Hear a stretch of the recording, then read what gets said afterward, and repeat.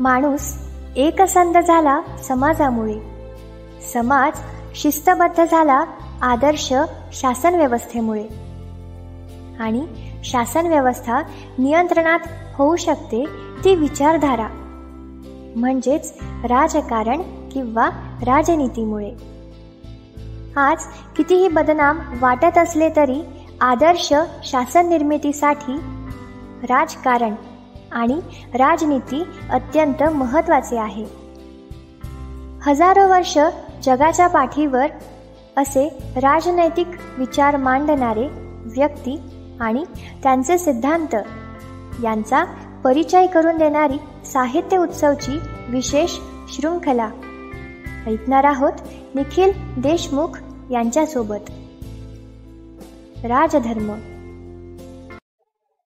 साहित्य उत्सव परिवार नमस्कार. राजधर्म या विशेष प्रसारणामध्ये आपलं सर्वांचं सहर्ष स्वागत. आज आपण राज्यशास्त्र याविषयी थोडक्यात जाणून घेण्याचा प्रयत्न करूया. आपण आपल्या पहिल्या लेसन मध्ये प्लेटोचे विचार याविषयी जाणून घेतलं, परंतु नेमकं राज्यशास्त्र म्हणजे काय याबाबत जाणून घेऊया आणि पुढे नंतर आपले विचारवंत कंटिन्यू करूया. तर राज्यशास्त्राचा अर्थ, राज्यशास्त्र म्हणजे काय, राज्यशास्त्राचा स्कोप, राज्यशास्त्र आणि राजकारण यामध्ये काय फरक आहे हे आपण समजून घेऊया.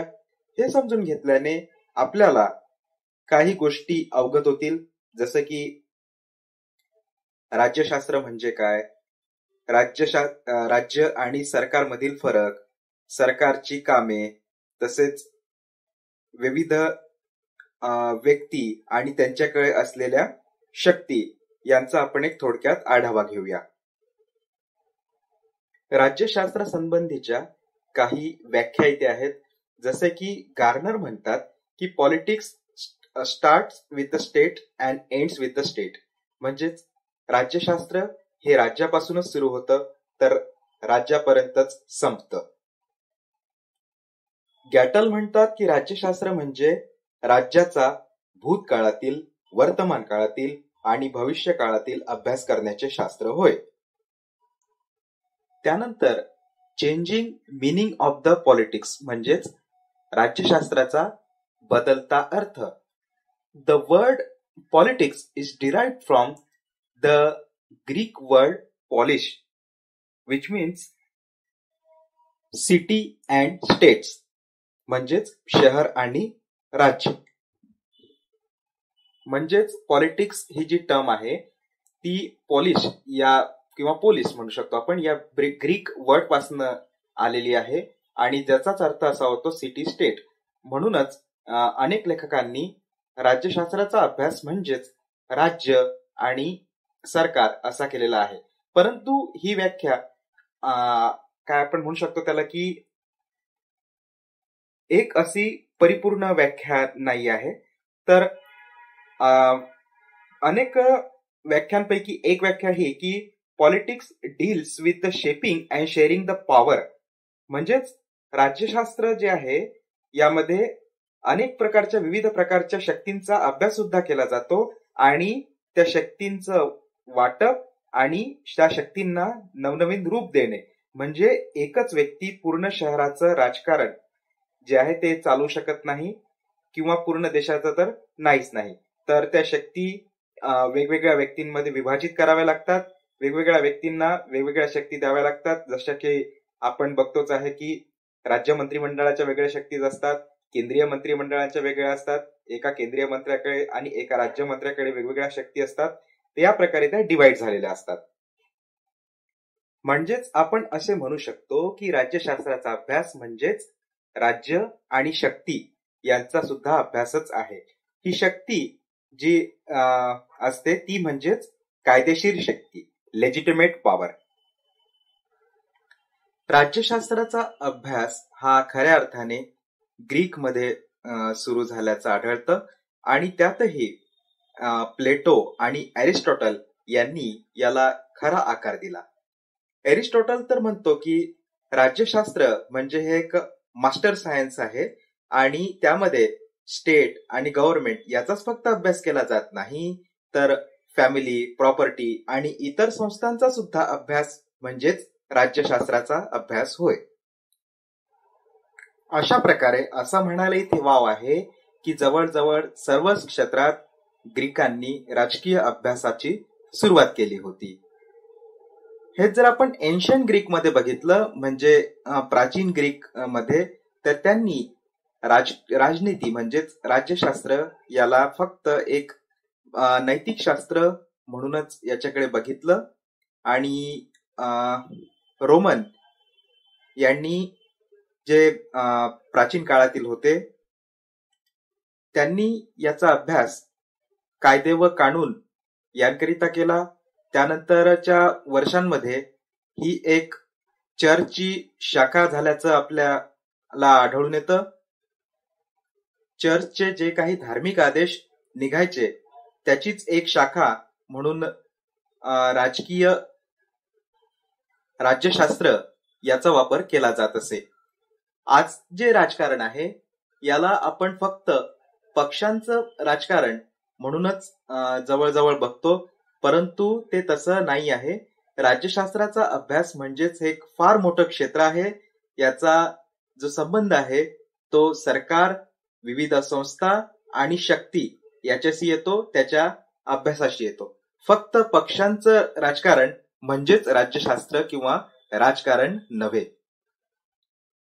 आता इतिहासामध्ये जसे जसे राज्य यांचा विस्तार होत गेला, राज्ये वाढत गेली, तसे राज्यशास्त्राच्या अप्रोचेस मध्ये सुद्धा बदल घडत आला. त्यानंतर राज्यशास्त्राचे दोन मुख्य अप्रोच होते, एक म्हणजे रिअलिस्टिक अप्रोच आणि सेक्युलर अप्रोच. आता राज्य मोठी झाली, गुंतागुंतीची झाली, विविध प्रकारच्या आणि विविध धर्मांच्या लोक यांचं मिळून राज्य निर्माण झालं. रिअलिस्टिक अप्रोच म्हणजेच जे आहे ते आहे, आणि सेक्युलर अप्रोच म्हणजेच धर्मनिरपेक्षता. त्यानंतर इंडस्ट्रियल इरा आला, ज्यामध्ये राज्यशास्त्राचा रोल म्हणजेच लॉ अँड ऑर्डर मेंटेन करणे, तसेच जे परकीय आक्रमण व्हायची त्यापासनं संरक्षण करणे. औद्योगिक क्रांतीनंतर किंवा औद्योगिक क्रांतीच्या काळात झपाट्याने बदल घडले आणि एक आणखी नवीन वर्गाची निर्मिती झाली, ज्याला आपण आज भांडवलशाही म्हणून ओळखतो. दुसऱ्या महायुद्धानंतर 20व्या शतकामध्ये राज्यशास्त्र हे एक खरं शास्त्र म्हणून उदयास यावं या संदर्भातील मागण्या व्हायला लागल्या आणि त्यानुसार ते सुसूत्रबद्ध व्हावं अशा प्रकारच्या अभ्यासाला सुरुवात झाली.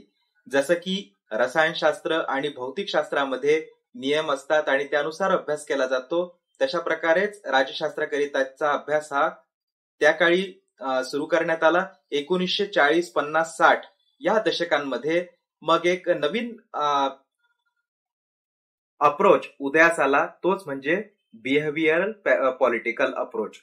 याने मतदारांचं बिहेवियर म्हणजे जर एका कुठल्याही समजा आता फॉरेन अमेरिकन मतदारांनी डेमोक्रॅटिक किंवा रिपब्लिकन पार्टीला मतदान केलं तर थोडक्यात असं समजलं जाऊ लागलं की हा वंश या पक्षाला मतदान करतो.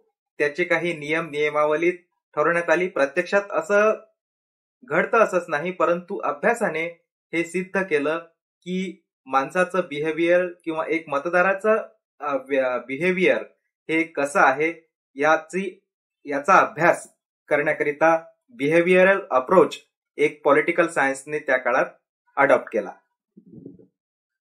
पॉलिटिकल बिहेवियर म्हणजेच राजकीय व्यवहार.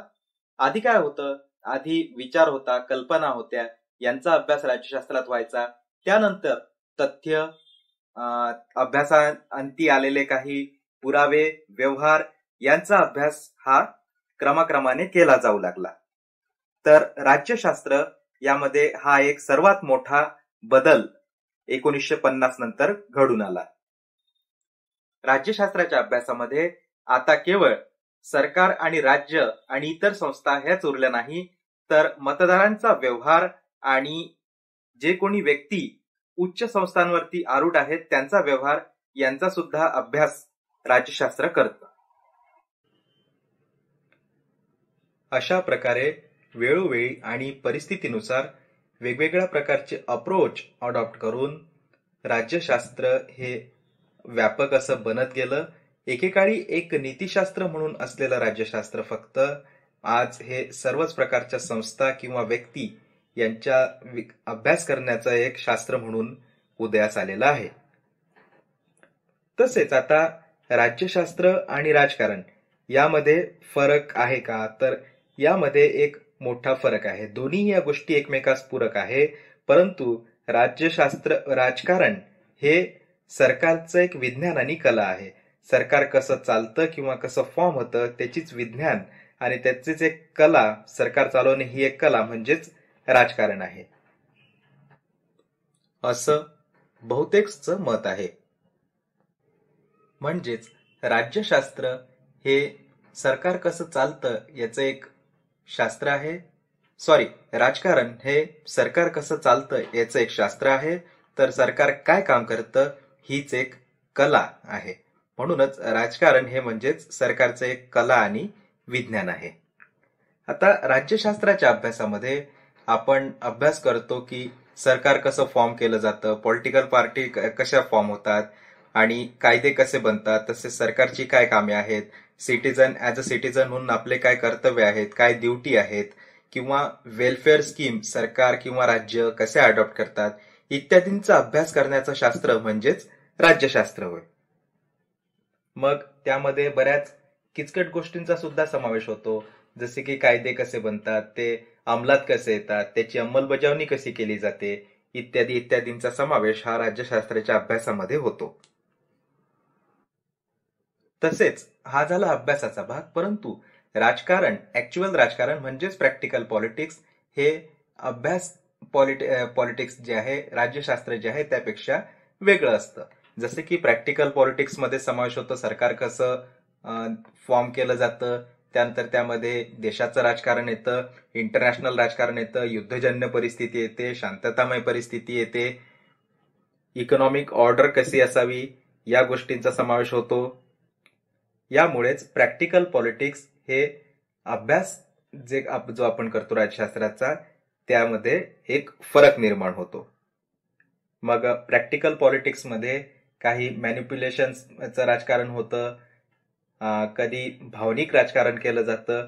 एवढं सर्व जरी असलं तरी प्रॅक्टिकल पॉलिटिक्स मध्ये काही पॉझिटिव्ह गोष्टी सुद्धा घडून येतात. जसे की मिनिमम वेजेसची संकल्पना हे एक प्रॅक्टिकल पॉलिटिक्सचं मोठं उदाहरण आहे.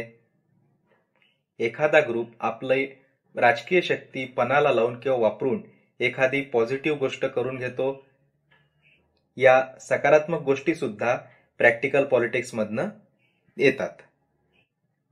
आता आपण बघूया काही प्रमुख राजकीय सिद्धांत.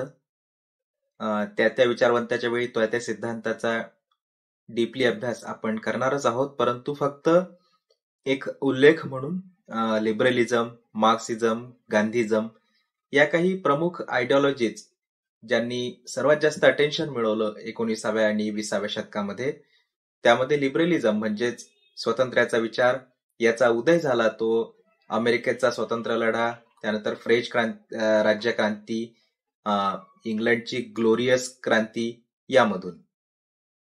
लिबरलिझम म्हणजे त्याला एक पश्चिमात्य पुंजीवाद म्हणून सुद्धा मान्यता ओळखला जातं. तसंच त्याची एक रिॲक्शन म्हणूनच मार्क्सिझमचा उदय झाला. मार्क्सिझमचा उदय झाल्यानंतर अनेक राज्ये हे मार्क्सिस्ट तत्वप्रणालीवर सुद्धा उदयास आली, परंतु रशियाच्या 1991 मध्ये जो रशिया विभाजित झाला तेव्हापासनं मार्क्सिझमची प्रसिद्धी ही थोड्याफार प्रमाणात कमी झालेली आहे. आणि या दोन्ही आयडिओलॉजींना एक चॅलेंज म्हणजेच फक्त त्यांच्या विरोधातच बोलणे नव्हे तर एक नवीन थेरी सुद्धा मांडली, तोच म्हणजे गांधीझम. तर याचा अभ्यास पण आपण वेळोवेळी त्या विचारवंताच्या वेळी हा डीप मध्ये करूया. तर या प्रकारे आपलं हे एक आजचा जो स्पेशल एपिसोड आहे तो समाप्त झालेला आहे. धन्यवाद. दर्जेदार साहित्याचा आणि कलाकृतींचा आस्वाद घेण्यासाठी जॉईन करा साहित्य उत्सव व्हॉट्सअप किंवा टेलिग्राम ग्रुप. जॉईन करण्यासाठी संपर्क करा 98 81 60 20 25 या क्रमांकावर. संपर्क क्रमांक पुन्हा एकदा 9881 60 2025. साहित्य उत्सव हे यूट्यूब चॅनल आजच सबस्क्राईब करा. साहित्य उत्सवच्या फेसबुक पेजला जरूर भेट द्या, कारण ज्ञान आणि मनोरंजन यांचं अतूट नातं म्हणजे साहित्य उत्सव.